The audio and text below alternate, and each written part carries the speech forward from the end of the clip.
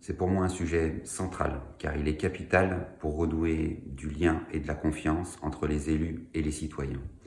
Il existe déjà un cadre légal dans la gestion des collectivités qui réduit les risques.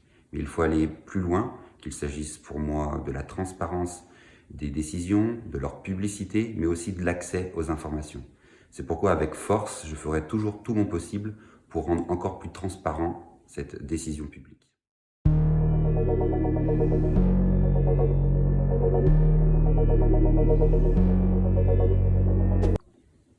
Parmi les 30 propositions d'anticorps, je vais en retenir 3, même si toutes ont leur importance.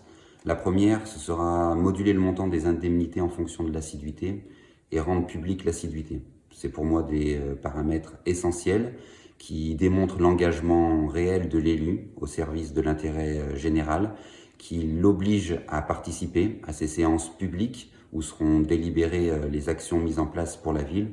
Et il me semble impossible de pouvoir couper à ces obligations de l'élu. Le troisième point que je pourrais me retenir, c'est associer la population par biais de consultations, notamment dans le cadre de projets locaux.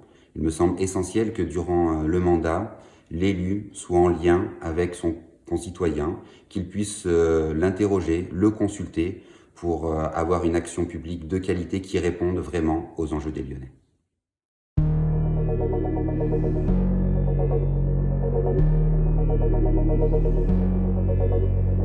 Je retiendrai 2 points qui me semblent essentiels. Le développement de l'open data, qui va permettre, selon moi, de communiquer l'ensemble des documents communicables pour les rendre accessibles au plus grand nombre. Et le deuxième point serait de reconnaître le rôle démocratique des élus minoritaires.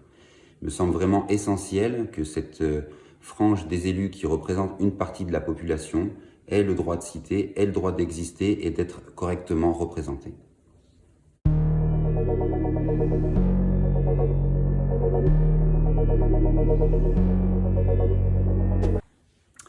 La ville de Lyon et la métropole de Lyon ont des compétences complémentaires. C'est pourquoi il est, selon moi, vraiment important que des élus municipaux, même si ça ne doit pas être une généralité, puissent siéger au Conseil métropolitain et défendre les intérêts des Lyonnais dans cette assemblée.